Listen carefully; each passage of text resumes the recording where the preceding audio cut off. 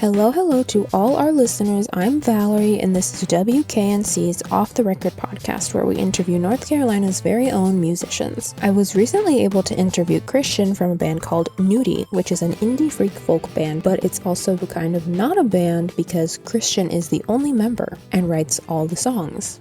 Newtie has an album coming out March 7th, and you can find them on Instagram at Newtie Music, spelled Newtie. All right, well, let's get started. How are you today? I am doing absolutely fantastic. Thank you for having me on. I hope you are doing good as well. I am. All right, so I listened to your music, and can you just introduce yourself and talk about what kind of music you make? My name is Christian Habermeyer. I am basically the only person in a band called Newtie. I say we, but it's really just me making kind of everything and anything, honestly. Everything and anything folk really is kind of how I would describe it. We sort of started out making freak folk or anti-folk. I think that's what you want to call it. Then we sort of devolved into country/folk. And now on our newest release, which I think we're going to talk about, we're now into like indie folk or like lo-fi folk. So kind of just everything and anything folk. I wanted to ask about on your Spotify profile, it says, I make music that is somehow both bad and good at the same time. And I just was wondering what you mean by that. Oh, yeah. I'm very self-critical. I can be very critical of my music and my work. So there's some songs that I've put out that I'm like, this is horrible. This is terrible. But then I've had other people tell me like, oh, no, it's actually really good. You should be proud of what you've done. I've had other people ask me about that too. You're not the first. All right. So you mean like no matter what you make, you always criticize yourself? Like you tend to think it's not good or do you I think not everything. I mean, if I thought it was all horrible, I probably wouldn't be putting it out. But I feel like every artist goes through this sort of process with their work where they'll make something and they'll be super proud of it, but you just listen to it over and over and over again, and you just start to notice all these little imperfections and mistakes that you've made. And you can try and fix it or go back and re-record or clean it up, but at some point you kind of just have to accept what you put out. And sometimes as an artist, it's hard to accept what you've put out. But I'm still pretty proud of my work and what I've done really just by myself and with another friend. I don't mean this in a mean way. I mean this in the nicest way possible. Your music, it's got a pretty sad sort of vibe to it. And I was just wondering, are you doing all right? Does that come from your soul, or is that just from inspiration? No, I mean, first off, this music that I'm putting out recently or currently on a label, I think they described it as like sadcore or slowcore, which I wasn't even aware was a genre. But yeah, I mean, I agree. It's definitely downtrodden and a little depressing. I'm okay personally. I don't want to be a downer all the time, but I mean, between my last release, which was in 2020, which was forever ago, and this one, which is coming out in March 2025, I've just had a lot of stuff happen in my life. I've always kind of been like a glass half empty sort of person. So even if there's a lot of good stuff going around or going on in my life, sometimes I tend to just focus on the negative things, which I guess reflects in my music. But mentally, I'm okay. All right, good. Yeah, of course. I mean, there's enough happy music out there. When did you start making music? And it's a good question. I've dabbled in and out of instruments. Like when I was a kid, I think in first grade, I was in like guitar club or something. In middle school, I did like piano. I didn't really get serious about writing my own music until high school. I was probably like 15 or 16. And I really, really, really, really wanted to learn an instrument. And I've just never had like, I beforehand had tried again to learn piano, but I just couldn't pick it up. So my dad had a really old, crappy bass guitar, like horrible, horrible guitar. But he was like, yeah, you can have it. You can practice on it. And that's where I started. I started on bass because and I've said this to other people who have asked me, like, oh, where should I start with an instrument? I always recommend the bass guitar because it's part of the rhythm section in music, and rhythm is super important. So having like a rhythmic foundation is really important in developing as a musician. And also, it has four strings instead of six, which is like way, way easier to wrap your head around when you're just learning. So I started with bass guitar. I think the first bass line I learned, I think it was by the Police. Really, the foundational bassist for me was Chris Novoselic of Nirvana, Nirvana's bassist. They have some killer bass lines, really, really groovy stuff. And I became obsessed with Nirvana and like Green Day. Those like classic teenage bands, like really angsty stuff. So I just learned a bunch of their bass lines, and I eventually wanted to learn their guitar parts too. So my dad also had another crappy guitar, and he lent me it, and I still have that one. It's a Gibson. But yeah, I think started with bass guitar, graduated to electric guitar, and I eventually bought my own acoustic, and that's kind of what started the whole folk process. Well, I think it's interesting that you mentioned bass because when I was listening to your music, I noticed that a lot of them don't have like bass in them. Like, for example, I listened to your album, The Texas Seance. A lot of it was just like spoken word poetry and stuff like that, and like not typical music. It was like very experimental, like sounds and stuff like that. Yeah, no, I for sure. I think on that album, honestly, it kind of sounds like I went a little insane. There's some really weird tracks on that album. A big inspiration for me with that kind of music, that anti-folk music. I'm sure you know the artist Beck. He did that song Loser. He had a really weird career in like the early 90s, late 80s, where he did a bunch of just bizarre tape recordings, messing around on like cassette decks, just recording the most weird, absurd music, like weird screeches and field recordings, and messing with the pitch of his vocals and his guitar. And I found it really, really bizarre. And even before that, if you want to go before that, people like Daniel Johnston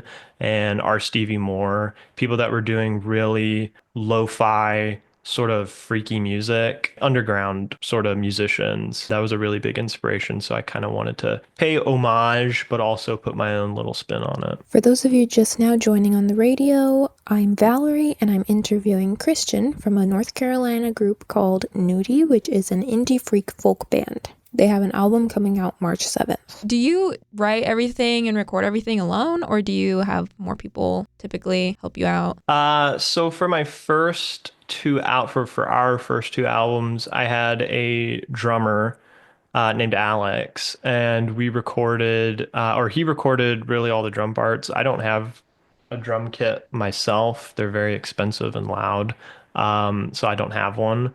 But yeah, he was there for the first two albums. For this third album, I pretty much did everything myself. And for the previous two albums, I wrote and recorded all the music myself, except for the drum parts. On this one, I did everything, including the drum parts. So I have a habit of saying we or our because that's how I've always kind of thought of the band, as having other people in it. But yeah, it is just kind of me. If and when I ever do shows, though, I will definitely have like a backing band of at least About your shows, do you play a lot of shows? I used to, yeah. So back in our very first show, we played for some web series that went and traveled across the country. Really interesting project. I never really followed up with them after they came out and recorded for us, but we did a web series. Then we played at an underground venue in Charlotte that doesn't exist anymore. It was really, really cool. But we did that. We played at a bar slash tavern, and then COVID happened, and then it all just kind of shut down. We were supposed to play another show after that and do a bunch of stuff, but kind of just never got back around to it. And I just had so much stuff go on in my life. Like I went to college, got a job, which was really tough and adjusting to that. So I'm hoping to get back into the world of playing shows. Hopefully this album at least attracts some attention from other bands and people that want to play shows, because I'm very open to it. It's just I just haven't done it in such a long time. Yeah, I So you said you went to college and you got a job. Did you go to college for music? I did not. No, Yeah. no, I did not. Um, No. I and no offense to any people who do, I just don't think I could make a career out of it. I don't think my Exactly. Yeah, music is I that know. palatable. Um, but no, I didn't.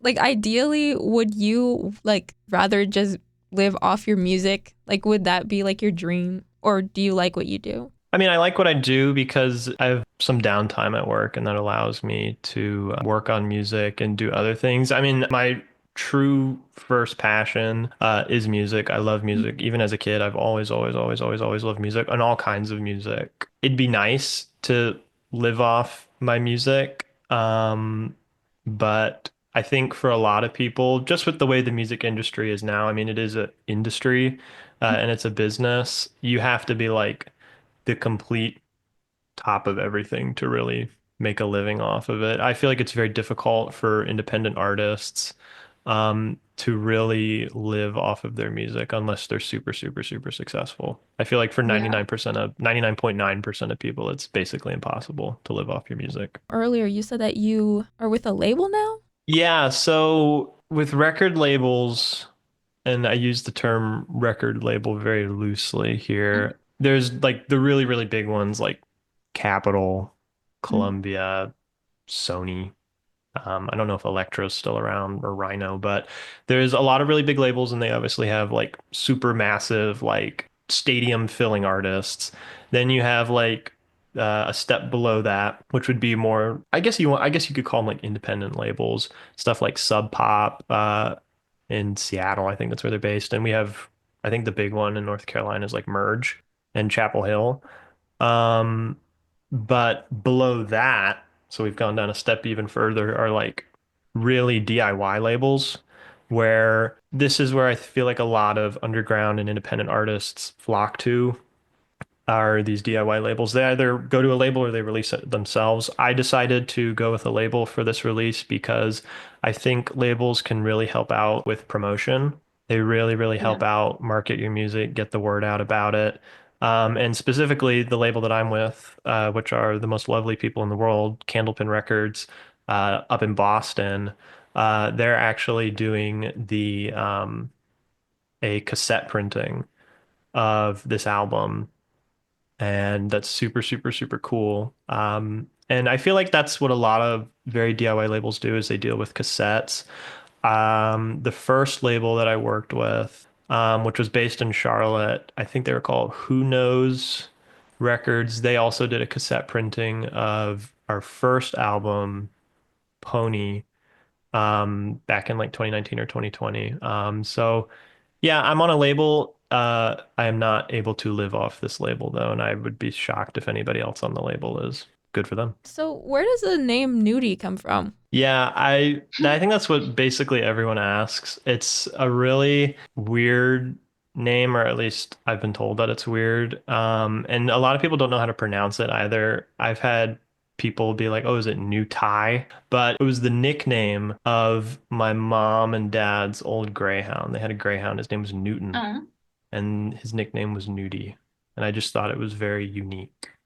Once again, for anyone who's just now joining on the radio, I'm Valerie and I'm interviewing Christian from a band called Newtie, which is an indie freak folk band. They've got an album coming out March 7th, and you can find them on Instagram at Newtie Music, spelled Newtie. I wanted to ask also about the cover art, Spotify and everything. How do you get that? Yeah, I think cover art is I think it used to be a lot more important back in the day when physical media was really big. Like obviously, if you walk into a record store or wherever you buy your music, this is like 30, 40 years ago, and you see this beautiful cover art, on this vinyl record or on a CD or a cassette tape, whatever, it's very attractive. It makes you want to listen to it. So I think cover art is really important to have good artwork on your music.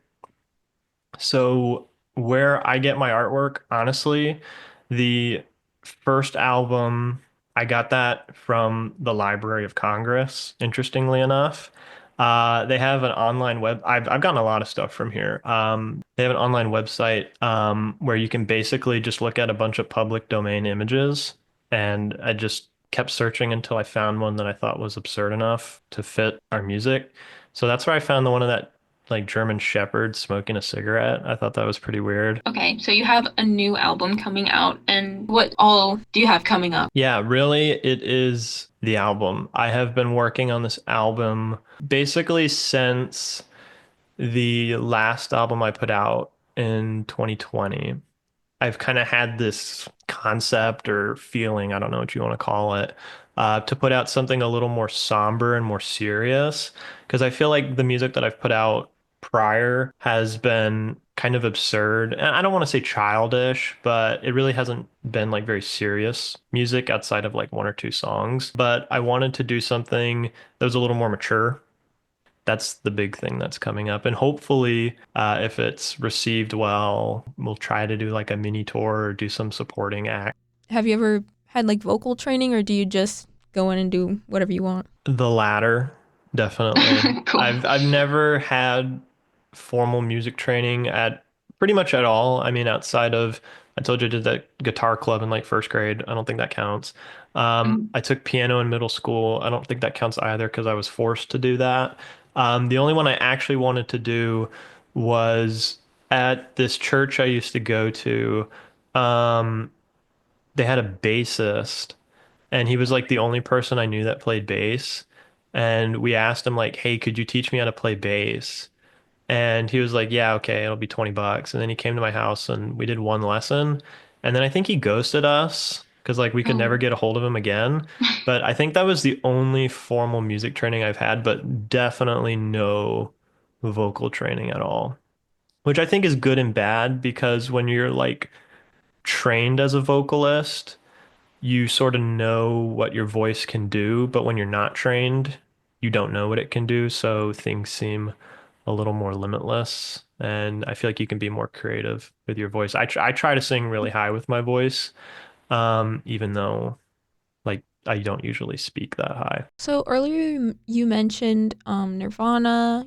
I think you mentioned Green Day and Beck. Are those like your main like inspo for what you like to make, or do you have like other favorites? There's like a billion bands I could name Okay, that cool. I'm like really, really into. I mean, if you were interviewing me when I was like 16, I would have been like, yeah, those are the people that are my inspirations. Nowadays, I just have so many more artists that I listen to. I'll tell you the inspirations for this album: Beck, Mount Erie, Phil Elverum, Microphones, Thanksgiving was Adrian Orange. Elliott Smith is a really, really, really big one. I'd be lying if I didn't mention him. Sabine Bayer, John Fahey is a really, really big inspiration for me.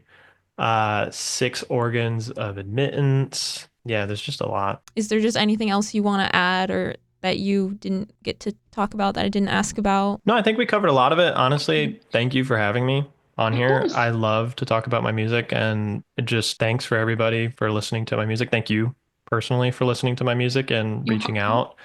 And long live public radio. So that was my interview with Christian from Newtie. To recap, it is a one-man indie freak folk band with an album coming out March 7th. You can find them on Instagram at Newtie Music, and you can listen to their music on Spotify. Until next time, I'm Valerie, and this has been WKNC's Off the Record podcast.